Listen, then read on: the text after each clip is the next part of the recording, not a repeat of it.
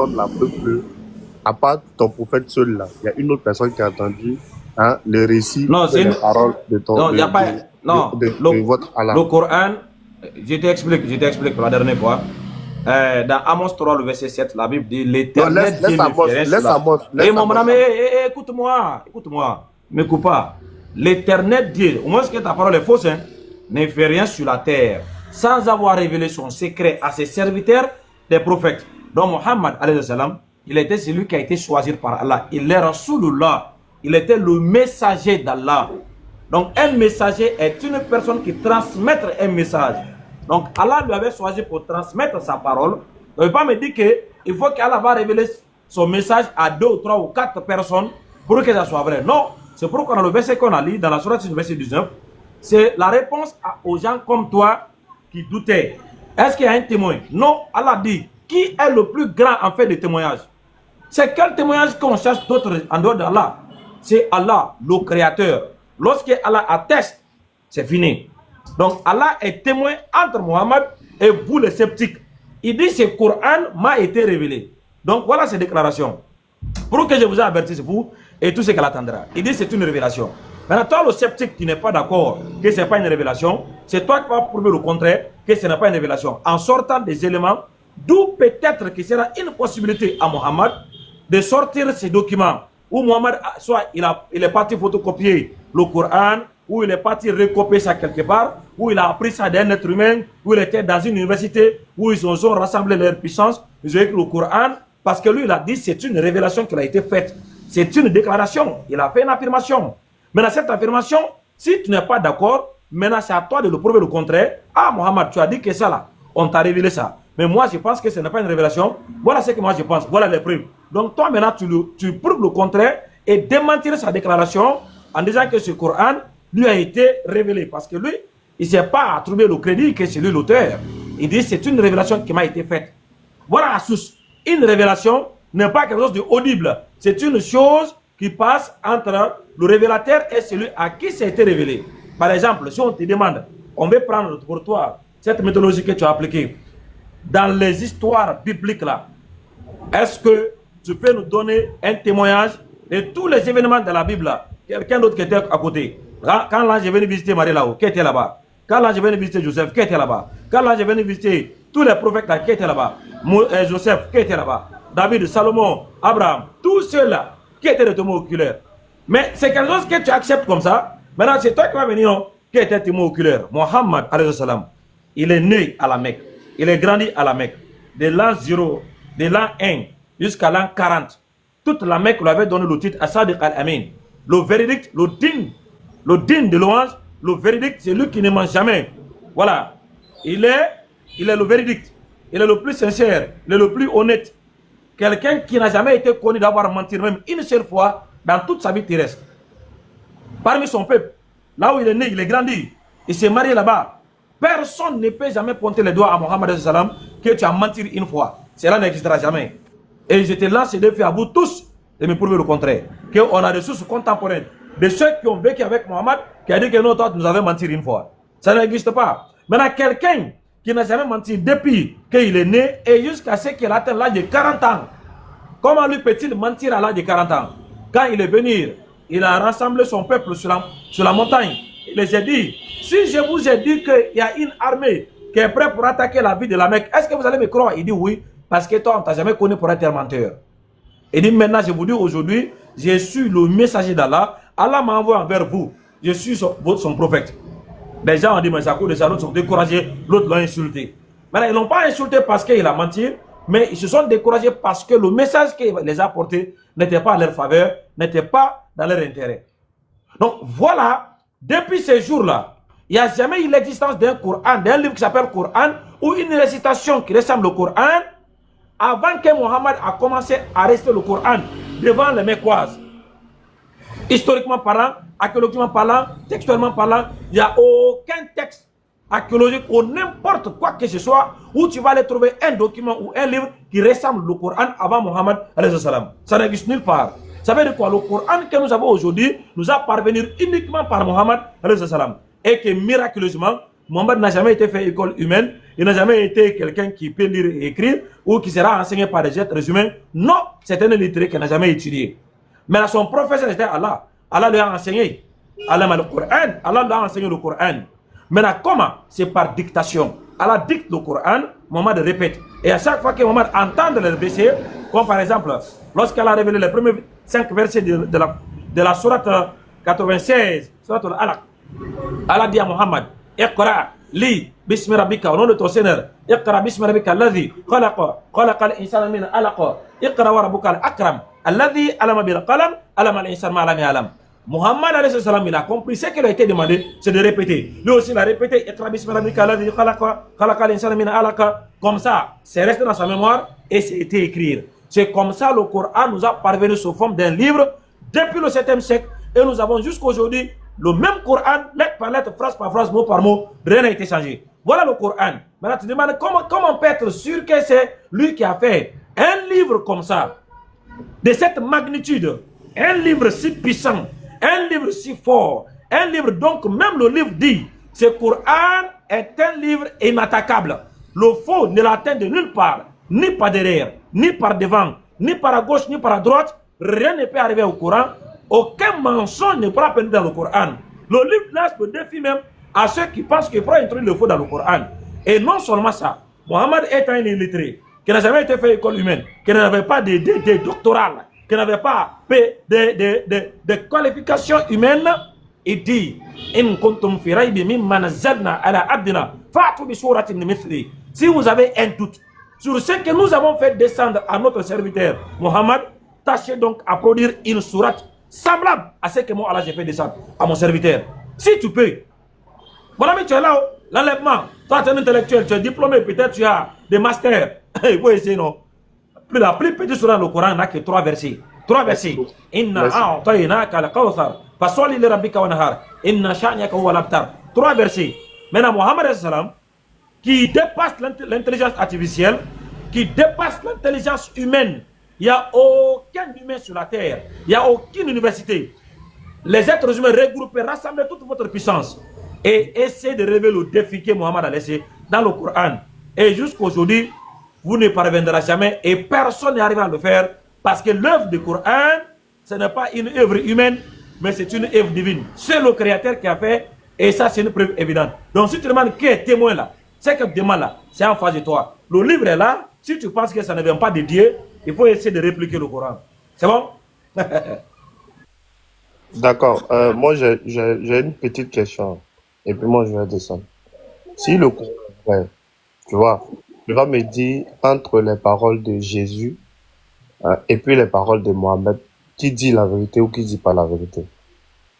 Regarde, Jésus, Matthieu 26, à partir du verset 28. Jésus dit au verset 2, regarde. Lorsque Jésus eut achevé tous ses discours, il dit à ses disciples, vous savez que la Pâque a eu lieu dans 2 jours et que le Fils de l'homme sera livré pour être crucifié. Et Jésus dit de sa propre bouche, que le Fils de l'homme sera livré pour être crucifié. Je descends au verset 55. En ce moment, Jésus dit à la foule, vous êtes venus comme après un brigand avec des épées et des bâtons pour vous emparer de moi. J'étais tous les jours assis parmi vous, enseignant dans le temple, et vous n'avez pas saisi. Au 56, mais tout cela est arrivé afin que les Écritures des prophètes furent accomplies. Alors tous les disciples l'abandonnèrent et prirent la fuite. Ceux qui avaient saisi Jésus l'emmenaient chez les souverains sacrificateurs où les scribes et les anciens étaient assemblés. Donc Jésus dit ici que qui sera saisi, livré pour être sacrifié, et il a été saisi. Quand on voit plus tard dans la Bible, il a été crucifié. Quand on prend la sourate 4, à partir du verset 57, regarde ce qui est écrit. Et à cause de leurs paroles, nous avons vraiment tué le Christ, Jésus, fils de Marie, le Messie de Dieu. Or, ils ne l'ont ni tué ni crucifié, mais ce n'est qu'un faux semblant. Ceux qui ont discuté sur son sujet sont vraiment dans l'incertitude. Ils n'ont aucune connaissance certaine. Ils ne suivent que des conjonctures et ils ne l'ont certainement pas tué. Bon, Jésus dit dans Matthieu 28, 26, à partir du verset 2 jusqu'au verset 56, que lui, il a proclamé d'abord qu'il sera saisi et il sera crucifié. Il a dit ça de sa propre bouche. Et le prophète dit à la sourate 157 qu'ils n'ont pas tué, ils n'ont pas crucifié. Donc la question est simple. Qui a menti? Est-ce Jésus qui a menti ou est-ce le prophète qui a menti? La question est simple. D'accord. Tu as dit qui a menti? Est-ce Jésus? Est-ce que la Bible c'est la parole de Jésus?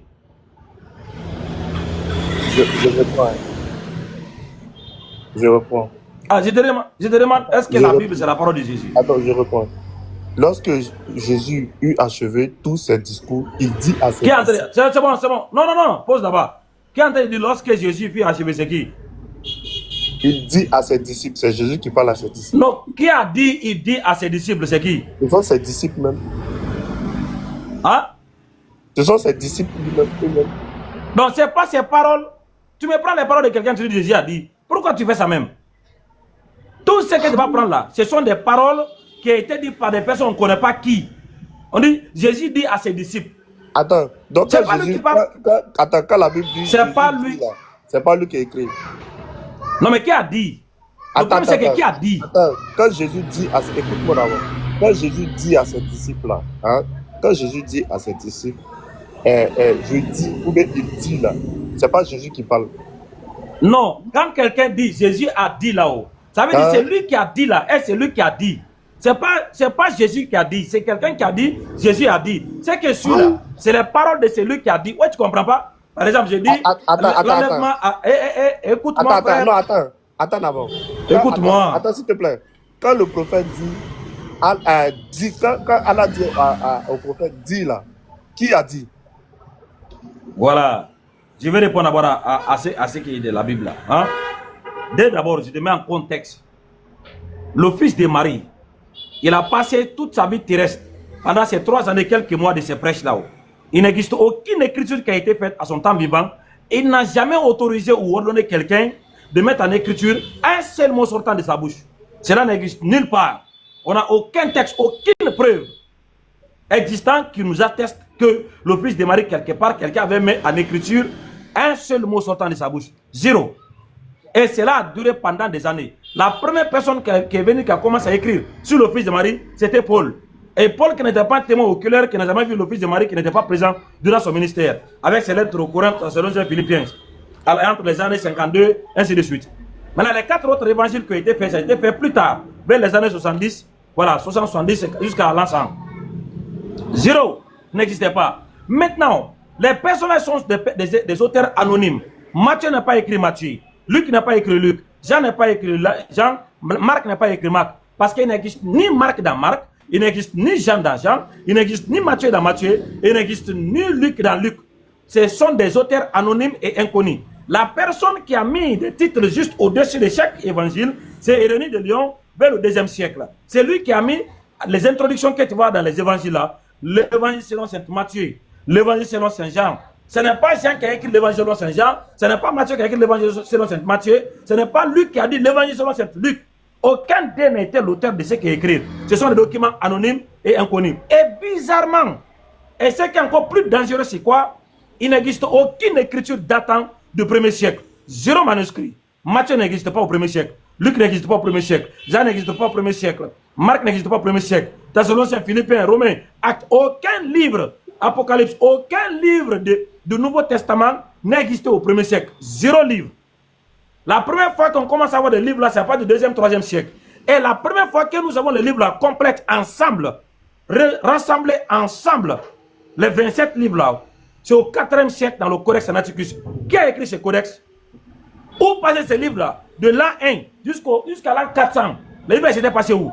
Pourquoi on n'avait pas ces livres-là existé de l'an 1 jusqu'à l'an 400? Sauf c'est à partir de 400 années, on a eu ces livres-là. Les livres sont passés où? Qui les a écrits au 4e siècle? Est-ce que c'est ce qui a été dit au premier siècle que la personne venait écrire 400 années plus tard? Il a utilisé quelle mécanique? C'était une vidéo qu'il regardait, où il regardait des mots, des paroles que le fils de Marie prêchait. Il avait une vidéo. Par quel moyen il a su ce que le fils de Marie a dit? Quand il veut mettre les paroles dans la bouche du fils de Marie, Jésus lui dit. Comment lui il a su que c'est qu'il va de la c'est le fils de Marie qui a dit ça? Il a appris ça où? Qui l'a enseigné cela? 400 années plus tard. Donc fais attention quand tu dis non, entre Jésus et Mohamed qui a mentir. C'est déjà une fausse prémisse parce que le fils de Marie, on n'a pas ses paroles. Vous avez les paroles qui ont été attribuées dans la Bible. Alors, il faut déjà une source authentique et crédible pour pouvoir authentifier ce que tu vois dans la Bible. Parce que la Bible, c'est un livre anonyme et inconnu. Mais le Coran, c'est la parole d'Allah révélée à Mohammed. Qui est Mohammed? Il est le fils d'Abdullah, le fils d'Amina. Il est né à la Mecque, à la 570, au 571. Il est grand là-bas, il s'est marié avec Khadija. Il avait des enfants, 7 enfants. Après, il s'est marié. Il est mort. On a toute sa biographie, là où il est mort, là où il est enterré. Tout ce qui concerne Mohammed, nous avons. Mais qui est Marc? Qui est Luc? Qui est Matthieu? Qui est Jean? Qui est Thessaloniciens? Qui est Philippiens? Vous n'avez aucune connaissance des personnes, donc les livres-là, on les a attribués. Ce que vous avez, Jésus a dit. Comment tu as su que c'est celui-là, c'est lui qui a dit ça, alors que c'était fait 400 années plus tard? Donc attention, il n'y a pas une contradiction entre ce que le fils de Marie a dit et ce que Mohammed a dit. Parce que le fils de Marie a dit, selon ce que nous avons appris de la Bible, que les paroles que vous entendez n'est pas de moi, mais ça vient de celui qui m'a envoyé. Jean chapitre 12, verset 48 à 49. Celui qui ne m'écoute pas à son juge, car les paroles que vous entendez est celle qui vous jugera au dernier jour. Moi, j'ai dit, s'il te plaît, ce que j'ai dit, tout ce que tu viens de dire, tout ce que tu viens de dire. Je vais chuter, attends. Voilà, je chute, écoute-moi. Il dit, le père qui m'a enseigné, m'a prescrit lui-même. Voilà, le père qui m'a enseigné, m'a prescrit lui-même ce que je dois dire, ce que je dois annoncer. Et je sais que son commandement est la vie éternelle. Il dit, c'est Dieu qui l'a prescrit ce qu'il doit dire, ce qu'il doit enseigner. Maintenant, ça veut dire ce qui sortait de sa bouche là, c'était la vérité. Mais qu'est-ce qui a été écrit 400 années plus tard là? C'est sorti de la bouche de qui? Et qui avait le transmis? Encore plus dangereusement, c'est dans une langue que le fils de Marie n'a jamais prêché son évangile, en grec. Est-ce que ce qui a été écrit en grec, c'est ce que le fils de Marie a prêché? Non, parce qu'il a prêché en araméen. Qui était le traducteur qui a traduit de l'araméen en grec? Est-ce que cette traduction était fiable? C'était Google Traducteur ou c'était quel traducteur? On n'a aucune connaissance. Ce qui a été écrit là, faites attention de les comparer. Mohammed, sa révélation, elle est authentique. C'est Allah qui l'a donné. Donc, ce que dit Mohammed là, c'est la même chose que le fils de Marie a dit. Parce que dans le Coran, on a appris que le fils de Marie s'est retourné vers Allah. Allah lui a sauvé. Et nous avons aussi pas dans la Bible où le fils de Marie aurait prié d'être sauvé de la mort et Allah lui avait exaucé. C'est pourquoi dans le Coran, c'est écrit Bal rafa'ahu lahu ilayhi. Allah lui a élevé vers lui-même. Donc, il a été sauvé. Il n'y a aucune contradiction parce que c'est une folie catastrophique de pouvoir imaginer qu'un être humain puisse mourir pour le péché de quelqu'un d'autre. Ça ne vient pas de Dieu parce que Dieu ne peut pas être tombé si bas. Il a créé l'homme avec le libre arbitre qui le permet de choisir entre le bien et le mal, de distinguer entre le bien et le mal et savoir ce qui est bon, ce qui n'est pas bon. Lui-même, Dieu, va venir se contredire en allant assassiner une personne pour les gens que lui-même a créés dans leur propre nature. C'est de la folie ça. Donc Dieu ne se contredit pas. C'est pourquoi dans Matthieu chapitre 19, le verset 17, le verset 19, lorsqu'on a demandé au fils de Marie, bon maître, qu'est-ce que je dois faire de bon pour obtenir la vie éternelle? Il dit, pour comme un petit bon, un seul est bon. Mais si tu veux rentrer au paradis, observe les commandements de Dieu. Rien n'a été, non, si tu veux rentrer au paradis, il faut croire à ma mort dans quelques jours. Jamais. Cet enseignement vient de Paul, et Paul n'était pas témoin oculaire. Paul était celui qui est venu détruire le message du fils de Marie. Il n'était pas là-bas, il est l'antichrist en personne même. Parce que Paul est venu contourner le message du fils de Marie, qui était le message centralisé à la tawhid, à la connaissance de Dieu. Mais tout ce que Paul a enseigné, c'est ce qui a été répliqué dans la narrative passionnée qui est centralisée sur la mort et résurrection du fils de Marie. Ça n'a rien à voir. Ni le fils de Marie n'a dit, vous allez être sauvés par ma mort. Mais c'est Paul qui a dit dans Corinthiens, 1 Corinthiens chapitre 15, le verset 4, le verset 1, 2, 3, 4, 14 et 17, il dit, si Christ n'est pas mort et n'est pas ressuscité, notre foi est vaine et nous sommes encore dans notre péché. C'est Paul qui a dit ça. Ce n'est pas le fils de Marie. Donc il n'y a pas de contradiction entre Mohammed et Isa alayhi salam parce que ce sont des prophètes. Ils ont tiré leurs sources de la même source. Allah subhanahu wa ta'ala qui les a révélé le même message. Donc il ne peut pas avoir une contradiction. Bon, tu as dit beaucoup de choses en même temps. Moi, j'ai voulu juste te poser une question. Regarde, tu as cité Matthieu, tu as cité bien des versets que Jésus parlait. Matthieu, là, il est témoin oculaire ou bien c'est les récits qu'il a eu pour pouvoir, comment on appelle ça, relater tous ces récits-là. Est-ce qu'il était témoin oculaire, Mathieu? Parce que tu as cité Mathieu tout à l'heure. Est-ce que lui, il était témoin oculaire? Donc, Luc aussi, c'est un témoin oculaire. Non, il a cité, regarde, il dit de lui-même que, regarde, il dit de lui-même est-ce que Luc, c'est un témoin oculaire? S'il te plaît, frère. Non, ça va. Est-ce que Luc, c'est un témoin oculaire? Il a cité les quatre. Il a cité les quatre. Il a cité les quatre champions. Il a cité les quatre. Est-ce que Luc, c'est un témoin oculaire? Regarde, il a cité jusqu'à... Il a cité les quatre, je t'ai dit. Et puis, oh là, regarde. Il a cité les auteurs des quatre évangiles. Il a cité les quatre, frérot. Il a dit un verset de Luc. Il a dit les quatre. Il a dit les quatre. Il a dit Luc n'a pas écrit Luc. Bon, pourquoi tu prends, parmi les quatre là, pourquoi tu prends... Oui, mais vas-y, Mathieu, c'est un témoin oculaire. Vas-y, Mathieu, c'est un témoin oculaire. On accepte, vas-y. Comment tu prends... Attends, Mathieu, c'est un témoin oculaire. C'est un témoin oculaire, c'est bon. Mais Luc, c'est un témoin oculaire ou pas? Attends, Mathieu, c'est un témoin oculaire. Non, réponds. Je te dis que Mathieu, c'est un témoin oculaire. Je te demande, est-ce que Mathieu, c'est un témoin oculaire? Oui, c'est un témoin oculaire. Et Luc? D'accord, regarde ce que Mathieu dit. Attends, Mathieu, c'est un témoin oculaire. Regarde ce qu'il dit. Non, mais Luc, il dit quoi? Attends, est-ce que Luc, c'est un témoin oculaire? Il dit, écoute, Mathieu, regarde la question. Est-ce que Luc...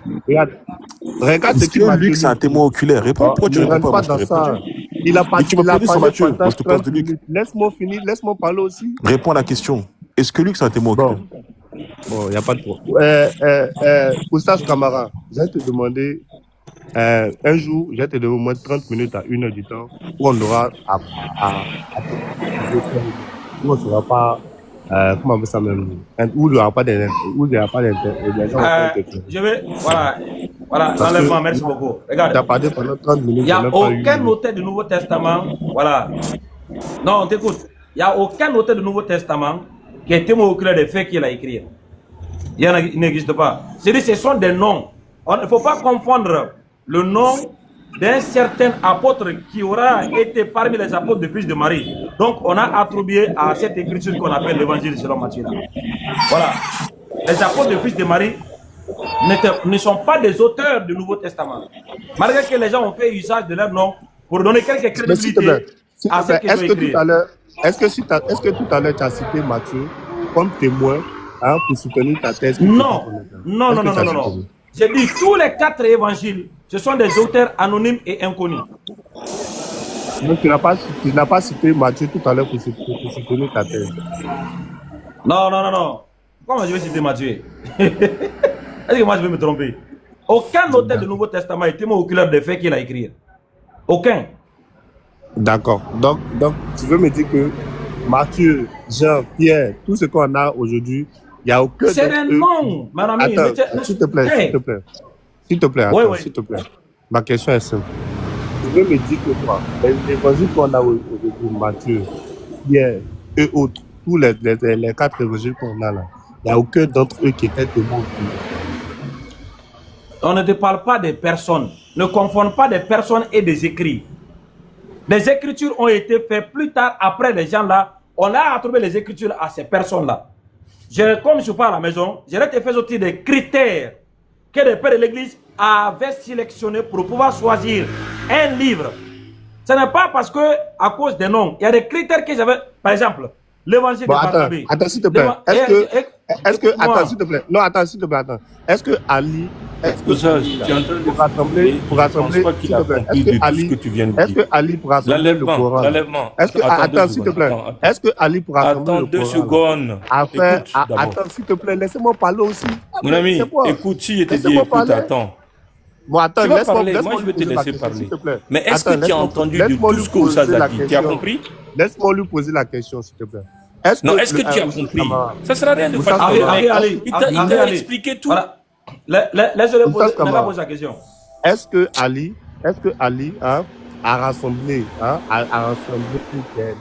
des brochures, c'est-à-dire des copies du Coran, et puis des copies des scripts, comment je peux appeler ça, des récits du Coran, et puis l'a rassemblé pour former le livre qu'on a aujourd'hui? Est-ce que lui, il a fait ça? Ali n'a pas un Coran. On a un seul Coran qui a été révélé à Mohammed. Donc, Mohammed, il a enseigné à tous ses disciples, près de millions de ses sahabas, qui sont venus apprendre le Coran de sa part, mémorisé. Donc, ce n'est pas un Coran d'Ali. Donc, tu me dis, Donc tu me dis aujourd'hui que pour former le Coran qu'on a aujourd'hui là, c'était pas un assemblage qui était fait par Ali et qu'il a brûlé le reste. Allah Akbar. Mon ami, vous sortez ça à la il n'y a pas Ali qui a... Vous sortez ça à la domaine. Non, je te demande. Tu te trompes, c'est Ousmane, c'est pas Ali, Ousmane. Voilà, pardon, Ousmane, merci, excuse-moi. Est-ce que Ousmane n'a pas assemblé? Non, je reconnais que je me suis trompé sur le nom. Est-ce que Ousmane n'a pas assemblé le Coran et puis brûlé le reste? Voilà, rassembler quelque chose qui existe déjà ou quelque chose qui n'a pas existé. Je dis ça a existé, ça a existé. Il y a eu beaucoup de cris. Voilà, il n'a pas rassemblé. Est-ce qu'il a trié? Est-ce qu'il a trié et puis il a brûlé? Ousmane n'a pas rassemblé le Coran. Non, il n'a pas rassemblé le Coran. Il a fait quoi? Ousmane, voilà, il a recopié. Il a fait un copie standardisé, il n'a pas rassemblé. Il a copié, c'est-à-dire qu'il a pris le Coran, il a copié et puis il a fait comme par la suite. Voilà, c'est ça qu'il a fait. Il a pris, il a fait des copies standardisées qui permettent aux non-musulmans de pouvoir lire. Parce que lorsque le Coran a été écrit, c'était juste avec des alphabets squelettiens. Il n'y avait pas de harakat, de fatwa et puis tout ça là. Parce que ceux qui ont écrit, c'était les maîtres de cette langue. Donc ils avaient la maîtrise de la langue. Maintenant, comme lorsque l'islam répandait dans les autres régions, les autres nations, les autres pays, où les gens n'étaient pas des arabes, c'était difficile pour eux de lire le Coran. Alors ce qu'ils faisaient, ils faisaient la récitation très mauvaise, puis quand ils entendent, ils écrivaient leurs propres notes, donc ils mélangent tout ça là. Donc à cause de cela, Othman étant le amir, le chef, le calife, il est venu, il a pris le mushaf, le Coran qui a été rassemblé par Abu Bakr as-Siddiq 2, 3 ou 4 mois, 6 mois après la mort de Mohammed. Parce qu'après Mohammed, à la 632, c'est Abu Bakr as-Siddiq qui est devenu le premier calife et il est mort à la 634. Pendant ces 2 années-là, Abu Bakr as-Siddiq a rassemblé, a regroupé les parchemins et tout le Coran qui a été écrit, le livre complet de Surat al-Fatiha jusqu'à Surat al-Nas. Et ce livre a été placé dans l'archive de l'État, gardé auprès de Amir Abu Bakr as-Siddiq. Donc le livre complet physique était déjà regroupé, rassemblé. Ce qui a été écrit devant Mohammed, authentifié par lui-même, en dehors de la mémorisation, rassemblé sur toutes les matières diverses, placé déjà sous l'autorité de l'État. Ce livre-là était là-bas. Mais lorsque l'islam répand dans les autres nations, les gens lisaient ce qu'ils entendaient et faisaient leurs propres notes. Donc il était important de faire une copie standardisée qui pourra leur permettre de pouvoir apprendre facilement et avoir l'accès à ce qui a été révélé. Donc ce livre qui était dans l'archive de l'État qui était gardé là. Maintenant, à ce moment-là, après la Bakr as-Siddiq, la remise à Omar, après la mort de Omar, Omar a remis à Hafsa, qui était l'une des veuves de Mohammed. Voilà, Hafsa aussi fait partie de celles qui ont mémorisé le Coran tout entier. Voilà, c'est millions de personnes. Le Coran n'a même pas besoin d'être physique parce que c'est déjà dans la tête des gens. Maintenant, c'était dans sa main Hafsa. Donc, Othman a envoyé des gens d'aller prendre le livre là, dans la main de Hafsa, de venir faire des copies standardisées. Après qu'ils ont fini, ils ont remis encore le livre là. C'est vraiment très différent de l'histoire qui est citée ici. Écoute ce qui est cité ici. On dit après la mort du prophète, s'il te plaît. Après la mort du prophète en l'an 632, après Jésus-Christ, ses compagnons ont collecté et accompli les révélations pour former le texte du Coran. Est-ce que ça c'est vrai? Est-ce que c'est écrit si c'est vrai? C'est faux, mon frère, c'est faux. Voilà. Mais c'est faux. Non, c'est ton livre de foi, il ne peut pas dire le contraire. C'est que, non, mais moi j'ai des sous-sous. Voilà, je peux lire dans les livres physiques. Je sais pas, c'est quel PDF. Qui a lu? Qui a écrit ce que tu lis là? Qui a écrit? C'est pas moi qui écris, c'est comment ça s'appelle? ChatGPT, quoi là. C'est pas moi qui écris. Aujourd'hui, tu dis que ChatGPT est faux. Non, il n'y a pas de problème. Allah, moi, je vais pour la salle, je reviens sur ça. Bon, ma dernière question. Donc, je veux savoir, entre les paroles dites de Jésus de sa bouche et puis de Baba... Il n'y a pas les paroles dites de Jésus. Ah, frère, toi aussi. Ça ne passe pas dans la tête, quoi. Dans l'évangile ne contient pas les paroles de Jésus. Non, mais tout ce que tu vas prendre comme contradiction avec le Coran, là, c'est faux déjà. Ah, quand c'est en conformité avec le Coran, c'est la parole de Jésus. Quand c'est pas voilà, c'est pas sa parole, mais c'est la vérité. On ne sait pas comment c'est arrivé, mais tout ce qui est contre le Coran là, c'est faux. Parce que si le fils de Marie, il est vrai, il a été envoyé par Dieu, il ne peut pas dire quelque chose contraire. Voilà, c'est faux. Non, attends, donc Oustaz Kamara, avec tout le respect que Mon ami, il faut faire vite, je vais aller prier quoi. Non, avec tout le respect que je te dois, c'est-à-dire que si le Coran est en conformité avec les paroles de l'évangile est vrai. Mais quand c'est pas conforme, non. L'évangile est faux. Je n'ai pas dit que l'évangile, il n'y a pas l'évangile qui est vrai. Toute la Bible n'est pas faux. Quelque part dans la Bible, il y en a des paroles qui sont vraies. Le Coran vient confirmer ce qui est vrai et rejeter ce qui est faux. Quand le Coran, tu vois tout ça là, le Coran vient confirmer ce qui était là avant lui qui est vrai. Et il démentit ce qui était là avant lui qui a été falsifié. Voilà l'objectif. Ça n'a pas tout ce que la Bible est faux. Hein. Bon, avant lui qui est vrai là, attends s'il te plaît, le Coran est venu confirmer avant lui qui est vrai là. Est-ce que c'est ce qui a été dit? Va aller prier, non, on va te répondre. Bon, moi aujourd'hui, c'est-à-dire qu'en 2025, on me dit que... Non, s'il te plaît, le frère, j'ai dit 2 secondes et puis j'ai parti. Il a dit tellement... Non, tu vas pas... Il a dit tellement de choses. Si tu écoutes 2 secondes là, il doit te répondre. Comment? Si tu écoutes pendant les 2 secondes, il doit te répondre, non, tu dois m'écouter. Non, mais le frère, tu me dis quoi? Tu me dis que le Coran là, la Bible, l'évangile là, c'est vrai lorsque ça confirme les dits du prophète. C'est faux lorsque ça ne confirme pas les dits du prophète. Donc qu'est-ce que tu veux que je discute? Là, on va discuter de quoi? On va discuter de... Ok, tu vas comprendre. Non, tu vas savoir pourquoi il a dit ça. Je te dis pourquoi il a dit ça. Est-ce que nous avons l'évangile? Écoute-moi. Attends, s'il te plaît. Je te pose une question avant de pouvoir te truc là. Est-ce que ce qui est écrit là, ce qui est écrit dans l'évangile, ce qui est commis sur les petits papiers de l'évangile, est-ce que tu sais où c'est vrai et puis tu sais où c'est faux? Oui, je sais. Pourquoi je sais? Parce qu'ils se contredisent dans beaucoup d'endroits, ils se contredisent. Alors que si c'était le même évangile, il n'allait pas se contredire. On est d'accord, non? Ah, donc parfois il ment, parfois il dit la vérité, c'est ça? C'est ce qu'on est en train de te dire. Voilà pourquoi le Coran parle de falsification. La falsification, le Coran explique, il dit ils ont mélangé le faux dans le vrai. Ils ont mélangé le faux dans le vrai. Voilà. Exemple. Je vais donner un exemple. Tu crois en toute la Bible? Allahu Akbar, Allahu Akbar. Toute la Bible est la parole de Dieu. Très bien. Ouvre ta Bible. Je vais donner un exemple simple. Ouvre ta Bible. C'est ta Bible avec toi? Vas-y. Il faut lire 1 Corinthiens 7, verset 12. Vas-y, lis, non. Il faut lire 1 Corinthiens 7. Non, il faut lire. Comme tu as ta Bible avec toi, il faut lire. Ce sera plus facile comme ça. Voilà. Ils sont fatigués. Ils sont qui étaient à fond. S'il te plaît, il faut lire et puis on va comprendre quelque chose.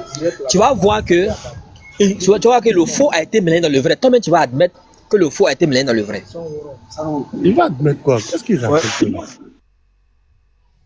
Moi, à partir du moment où tu me dis qu'il y a une vérité, quand c'est bon, quand ça confronte avec le Coran, il faut lire.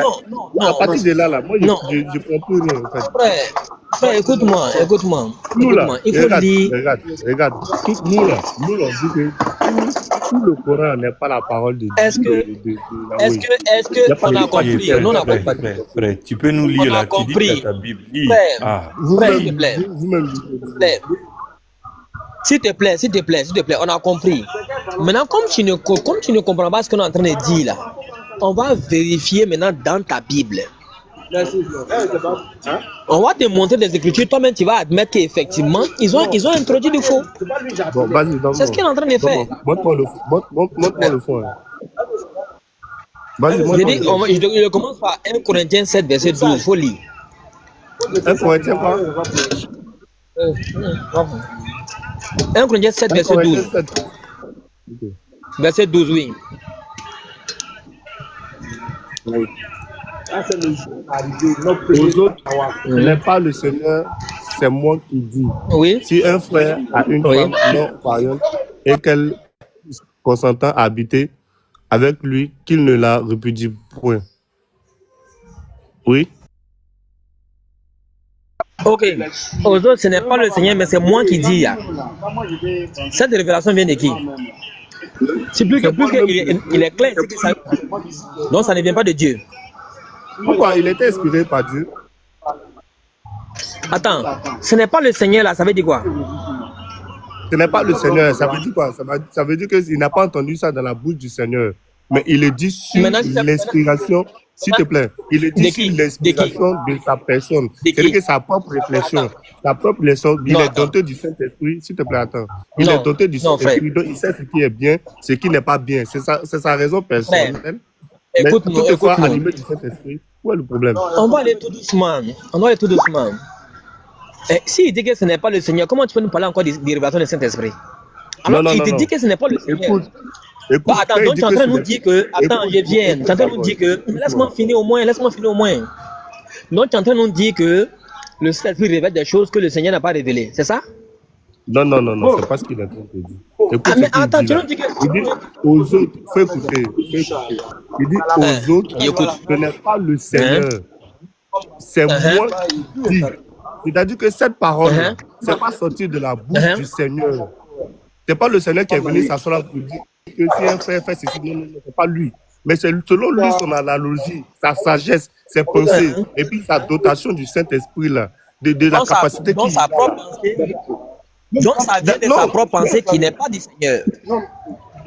Mais chacun d'entre nous a le libre arbitre à une manière d'être inspiré par le Seigneur. C'est ce que je suis en train de te dire, en fait. Écoute. Donc il est en train de donner une pensée qui ne vient pas du Seigneur. C'est ce qui est dit. Lui étant apôtre, bien sûr, qui est censé enseigner les... Écoute. Laisse-moi finir au moins, frère. Laisse-moi au moins parler. La réflexion n'est pas inspirée du Seigneur. Oui, mais je t'écoute, mais tu ne m'écoutes pas, frère. Je t'écoute, mais tu ne m'écoutes pas. J'ai dit, il a déjà dit clairement, il dit ce n'est pas le Seigneur. Ça veut dire que ce n'est pas une révélation de Dieu. Mais c'est lui, Paul, qui décide de vous dire ça. Voilà. Alors, dès le moment, ce n'est pas le Seigneur là. Tu ne peux plus me parler du Saint-Esprit, frère. Tu ne peux plus me parler du Saint-Esprit. Dès le moment, il dit que ce n'est pas le Seigneur qui a révélé. Mais attends. Comment, dans ce cas, le Saint-Esprit te révèle des choses que le Seigneur n'a pas révélées alors? Écoute, tant que ce n'est pas le Seigneur là, le Saint-Esprit n'a rien à voir, frère. Non, faut pas faire. Tu vas dire que le truc a été perdu. S'il te plaît, écoute. Mais frère, non, attends. Écoute d'abord. Bien que tu comprennes ce que je dis. Comprends bien ce que je t'ai dit. Voilà, comprends bien ce que je suis en train de dire. Paul dit, cette parole-là, ce n'est pas le Seigneur qui a révélé. Mais c'est moi, Paul, qui décide, qui vous dit de faire cela. Dans le moment où il dit que ce n'est pas le Seigneur là, comment toi tu peux nous dire encore que c'est le Saint-Esprit qui l'a inspiré? Donc si c'est le Saint-Esprit qui l'a inspiré, donc c'est le Seigneur qui lui a dit. L'inspiration vient du Seigneur, frère. L'inspiration vient du Seigneur. Dans le moment où il dit qu'il n'a pas été inspiré par le Seigneur, ne nous parle plus du Saint-Esprit, frère. C'est ce que je viens de te dire. Alors que le problème maintenant pour finir, et puis tu vas prendre la parole. Le problème maintenant pour finir, laisse-moi donner la problématique et puis tu vas reprendre la parole. Attends, ça va être long. S'il te plaît, ça va être long. Est-ce que dans la sunna du prophète là, le prophète a donné des conseils autrement que les lois reçues d'Allah? Est-ce que le prophète lui-même a donné des conseils? Dans la sunna du prophète, est-ce qu'il a donné des conseils? Non, il n'a pas donné des conseils autres que ce qu'Allah lui a demandé, des conseils de dire. Et Allah dit, il n'a jamais parlé sous le fait de sa passion. Écoute-moi. Allah dit que le prophète n'a jamais parlé sous le... Mais il dit dans le Coran, Allah dit. Je dis dans la sunna, la sunna du prophète. Monsieur, il faut écouter, merde. Oh là là. Mais prends la peine de m'écouter au moins. Écoute ce que je viens de te dire. Dans le Coran, là, Allah dit, tu parles de la sunna du prophète. Je n'en dis combien pas. Je suis en train de te dire que dans le Coran, là, où Allah parle, là, Allah dit, le prophète, là, notre prophète, là, il ne parle jamais sous le fait de la passion. Alors donc, tout ce qu'il va dire là, même dans la sunna dont tu parles là, il veut désorienter là. Reste là d'abord qu'il admette ce qui est écrit. Reste dans la Bible. Effectivement. Qui est écrit là, qui l'admet? Effectivement, non. J'ai compris que il va aller là-bas, mais il ne peut pas aller là-bas. Il va revenir. Moi, je reviens toujours. Nous, on te dit que ça, là, c'est un conseil qui dit. Laisse-moi finir. De la même manière, le prophète a fait la sunna pour vous donner. C'est de la même manière Paul aussi parle aussi de lui-même. Prends la peine d'écouter la réponse. La sunna du prophète, est-ce que c'était recommandé? Monsieur, oui, c'est une révélation. Tous les conseils que le prophète a donnés, c'est une révélation. Allah dit dans le Coran qu'il n'a jamais parlé sous le fait de la passion. Tout ce qu'il dit là est une révélation de son Seigneur. Allah a déjà dit ça. Donc tout ce qui va sortir de sa bouche là, c'est une révélation de son Seigneur. Allah nous a déjà dit ça. C'est très clair. Je prends le cas de Jésus maintenant dans ta Bible. Jésus a dit, dans Jean 12, verset 48, 49, il a dit, je n'ai point parlé de moi-même, le Père qui m'a envoyé m'a lui-même prescrit ce que je dois dire et annoncer. Donc encore, Jésus, lui, n'a jamais parlé de lui-même. C'est-à-dire qu'il n'a jamais donné sa propre pensée, autre que révélation. Maintenant, Paul qui dit que Jésus l'a envoyé là, lui maintenant, il donne des enseignements de sa propre pensée qui ne viennent pas de Dieu. Qui ne viennent pas de Dieu. Est-ce qu'on est d'accord que ce n'est pas une révélation de Dieu? Vu qu'il a dit que ce n'est pas Dieu qui l'a révélé cela. Est-ce qu'on est d'accord d'abord?